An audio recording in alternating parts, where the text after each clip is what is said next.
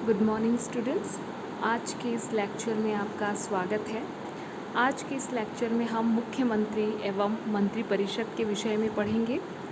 पूर्व में हम संघीय कार्यपालिका के अंतर्गत प्रधानमंत्री एवं मंत्रिपरिषद के विषय में पढ़ चुके हैं। चूँकि भारत के अंतर्गत दोहरी शासन व्यवस्था है, तो ऐसे में संघ स्तर पर जो कार्य प्रधानमंत्री द्वारा किए जाते हैं एवं जिस प्रकार से मंत्रिपरिषद का गठन होता है एवं जो संबंध प्रधानमंत्री एवं उसकी मंत्रिपरिषद के बीच होता है, ठीक उसी प्रकार से मुख्यमंत्री एवं उसकी मंत्रिपरिषद के मध्य भी संबंध होता है। तो ऐसे में चूँकि हम प्रधानमंत्री एवं उनकी मंत्रिपरिषद के विषय में पढ़ चुके हैं, तो निश्चित तौर पर इस टॉपिक को हमें समझने में काफ़ी आसानी रहेगी। तो आइए शुरुआत करते हैं आज के इस लेक्चर की। सबसे पहले हम बात करेंगे मंत्रिपरिषद के विषय में। राज्य की मंत्रिपरिषद संविधान का जो अनुच्छेद 163 है, उसके अनुसार राज्यपाल को सहायता एवं सलाह देने के लिए राज्य मंत्रिपरिषद की व्यवस्था की गई है। मंत्रिपरिषद की व्यवस्था राज्यपाल की कार्यकारी अर्थात जो कार्यपालिका शक्तियाँ राज्यपाल को प्रदान की गई है, उनका प्रयोग करने, इस संबंध में परामर्श करने, सहायता देने के लिए है। परंतु मंत्रिपरिषद न केवल परामर्शदात्री संस्था है, बल्कि राज्य की वास्तविक कार्यपालिका है। और चूँकि मंत्रिपरिषद में मुख्यमंत्री राज्य की वास्तविक कार्यपालिका है, तो ऐसे में राज्यपाल को जितनी भी शक्तियाँ प्रदान की गई हैं, उनका वास्तव में जो प्रयोग है वह मंत्रिपरिषद एवं मुख्यमंत्री द्वारा ही किया जाता है। अब हम बात करते हैं मंत्रिपरिषद के गठन की। अनुच्छेद 164 के अनुसार राज्यपाल मुख्यमंत्री की नियुक्ति करते हैं और अन्य मंत्रियों की नियुक्ति राज्यपाल मुख्यमंत्री के परामर्श से करते हैं।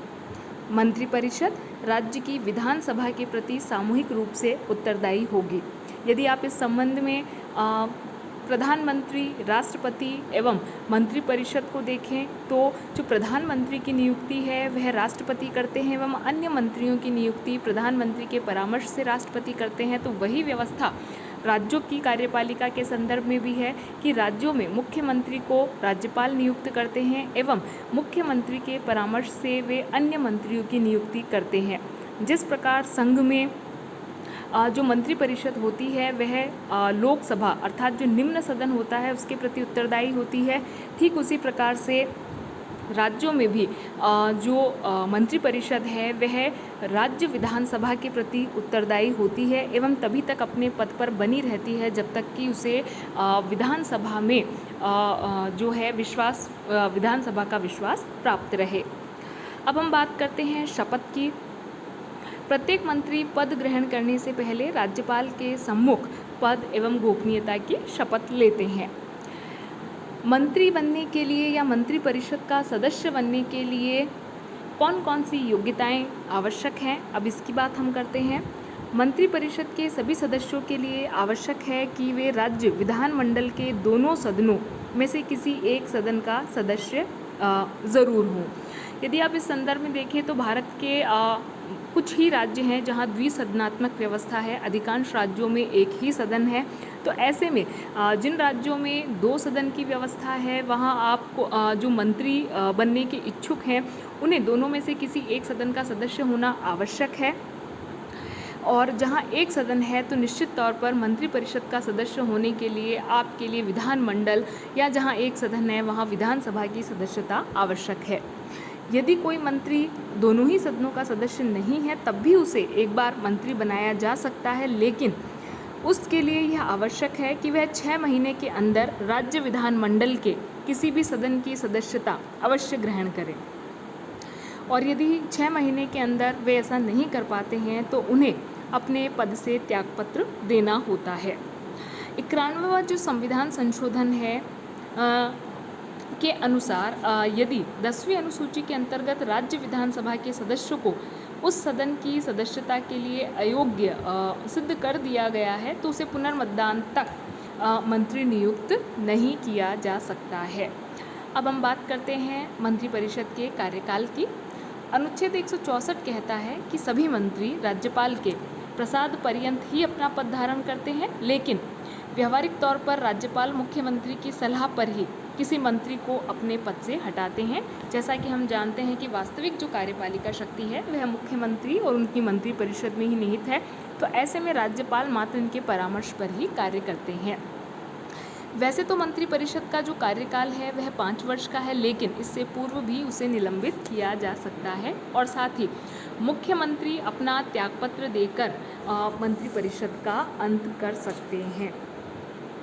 ऑलमोस्ट यही चीज़ें हमने जो संघीय का मंत्रिपरिषद थी के विषय में पढ़ी, और वही कार्य जो संघीय मंत्रिपरिषद करती है राज्य की मंत्रिपरिषद द्वारा भी किए जाते हैं।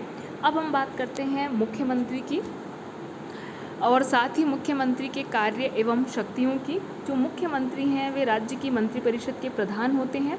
राज्यपाल उस व्यक्ति को मुख्यमंत्री नियुक्त करता है जो राज्य विधानसभा में बहुमत दल का नेता होता है।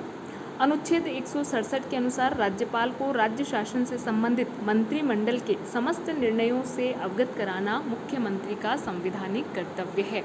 और साथ ही जो मुख्यमंत्री हैं वे राज्यपाल एवं जो मंत्रिपरिषद है उनके मध्य एक कड़ी के रूप में कार्य करते हैं और समय समय पर मंत्रिपरिषद द्वारा जो भी निर्णय लिए जाते हैं के विषय में राज्यपाल को सूचित करते हैं। अब हम बात करते हैं मुख्यमंत्री के कार्य व शक्तियों की। अमूमन मुख्यमंत्री व प्रधानमंत्री की शक्तियां लगभग समान हैं।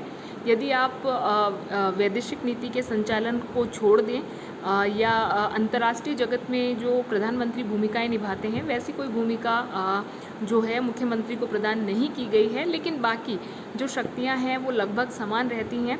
जो मुख्यमंत्री हैं वे प्रधानमंत्री के ही समान मंत्रिपरिषद का निर्माण करते हैं और मंत्रिपरिषद का जो निर्माण है वो काफ़ी हद तक मुख्यमंत्री की इच्छा पर ही निर्भर करता है।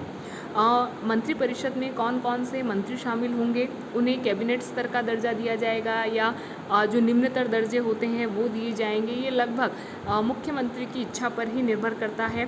साथ ही जो विभिन्न विभागों का बंटवारा होता है उसमें मुख्यमंत्री की जो भूमिका होती है वह काफ़ी महत्वपूर्ण होती है और यदि मुख्यमंत्री चाहे तो किसी भी मंत्री से अपना इस्तीफ़ा मांग सकते हैं या उन्हें उनके विभाग से हटा सकते हैं या उनका विभाग बदला जा सकता है। और दूसरा जो महत्वपूर्ण कार्य है मुख्यमंत्री का वह है मंत्रिपरिषद की अध्यक्षता व उसका संचालन करना। मंत्रिपरिषद की बैठकों की जो अध्यक्षता होती है वे मुख्यमंत्री ही करते हैं और बैठकों की जो कार्य सूची है उसको अंतिम रूप देना भी मुख्यमंत्री का ही कार्य होता है। वैसे बैठकों में जो निर्णय होते हैं वे मतदान द्वारा न होकर आम सहमति से ही होते हैं और बैठकों के निर्णयों की घोषणा भी प्राय मुख्यमंत्री द्वारा ही की जाती है। इसके अतिरिक्त आप देखें तो संविधान के अनुसार उन कार्यों को छोड़कर जिनके संबंध में राज्यपाल विवेकाधीन जो शक्तियां हैं उनका प्रयोग करते हैं, बाकी इसके अतिरिक्त राज्यपाल की जितनी भी शक्तियां हैं उन समस्त शक्तियों का प्रयोग जो है वो राज्यपाल मुख्यमंत्री के परामर्श से ही करते हैं। जैसा कि हम पूर्व में बात कर चुके हैं कि जो मुख्यमंत्री होते हैं वे राज्यपाल व मंत्रिपरिषद के बीच की एक कड़ी के रूप में कार्य करते हैं। और यदि ये सारे जो कार्य हैं ये एक प्रकार से संवैधानिक कार्य हैं। इसके अतिरिक्त भी जैसे समय समय पर परिस्थितिजन्य कुछ शक्तियों का प्रयोग, व्यवहारिक शक्तियों का प्रयोग भी मुख्यमंत्री करते हैं। जैसे हमने देखा कि मंत्रियों की नियुक्ति काफ़ी हद तक मुख्यमंत्री की इच्छा पर निर्भर करती है या उनसे विभागों में बदलाव या उनमें विभागों का बंटवारा या फिर किस मंत्री को कौन सा मतलब विभाग दिया जाना है, ये सारी चीज़ें मुख्यमंत्री ही तय करते हैं। और जो विभिन्न विभाग होते हैं उसके मध्य समन्वय स्थापित करने का जो कार्य है वह भी मुख्यमंत्री ही करते हैं। और जो मुख्यमंत्री हैं वो विधानसभा का नेतृत्व भी करते हैं और वह विधानसभा के भंग किए जाने के विषय में ही राज्यपाल को परामर्श भी देते हैं। इसके अलावा विभिन्न जो उच्च स्तरीय नियुक्तियां होती हैं, चाहे वे लोक सेवा आयोग के सदस्यों की नियुक्तियां हो, अध्यक्ष की नियुक्तियां हो, इन सब के संदर्भ में व अन्य जो महत्वपूर्ण राजनीतिक नियुक्तियां होती हैं उन और उच्च स्तरीय जो नियुक्तियां होती हैं उसके विषय में मुख्यमंत्री जो है वे राज्यपाल को परामर्श कर देते हैं। और ये देखें कि शासन का जो मुख्य प्रवक्ता होते हैं वे निश्चित तौर पर मुख्यमंत्री ही होते हैं। तो ऐसे में आज के इस वीडियो लेक्चर में हमने मुख्यमंत्री एवं मंत्रिपरिषद के विषय में पढ़ा और साथ ही मुख्यमंत्री के कार्यों के विषय में भी पढ़ा। इससे पूर्व हम प्रधानमंत्री वाली जो लेक्चर्स थे उसमें प्रधानमंत्री के कार्य, मंत्रिपरिषद के कार्य, मंत्रिपरिषद के साथ प्रधानमंत्री का संबंध या राष्ट्रपति और प्रधानमंत्री के संबंध के विषय में विस्तार पूर्वक पढ़ चुके हैं। तो अगर आप उस टॉपिक से इसको कोरिलेट करके पढ़ेंगे तो पढ़ना काफ़ी आसान हो जाएगा और एक टॉपिक में ही आपके 2 टॉपिक तैयार हो सकते हैं कुछ चीज़ों को अगर आप छोड़ दें तो आज के इस लेक्चर में इतना ही। धन्यवाद।